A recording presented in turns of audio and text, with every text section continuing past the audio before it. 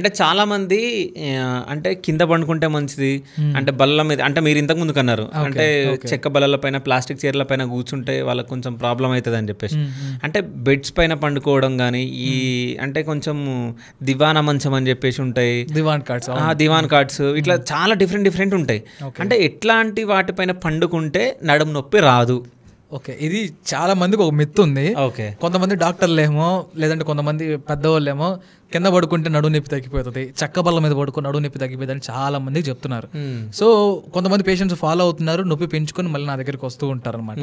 So నేను వాళ్ళందరికీ suggest చేసేది ఏంటంటే, ఎవరైనా నడుము నొప్పితో కానీ లేదంటే ఈ వెన్నుపూస ఇబ్బందితో బాధపడుతున్నట్టే వాళ్ళు కింద గట్టిగా ఉండకుండా అలానే బాగా మెత్తగా ఉండకుండా ఒక సర్ఫేస్ని మీరు చూస్ చేసుకోవాలి. అంటే కింద పడుకోకూడదు, చెక్క బల్ల మీద అలాంటి పడుకోకూడదు. ఒకవేళ పడుకోవాల్సి వచ్చినా దాని మీద ఒక మీడియం ఫోమ్ ఉండేది, మీడియంగా ఉండే ఫోము తీసుకొని దాని మీద వేసుకొని పడుకోండి.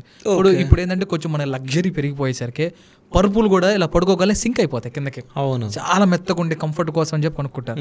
దానివల్ల ఫ్యూచర్లో నడుము నొప్పి వచ్చే అవకాశాలు కూడా ఉంటాయి. ఓకే, సో పరుపు అయినా కానీ మీరు కూర్చున్న సోఫా అయినా కానీ మీరు కూర్చున్న ఏదైనా కానీ గట్టిగా ఉండకూడదు, అలా అని చెప్పి మెత్తగా కూర్చుంటే దిగకూడదు, మెత్తగా ఉండకూడదు.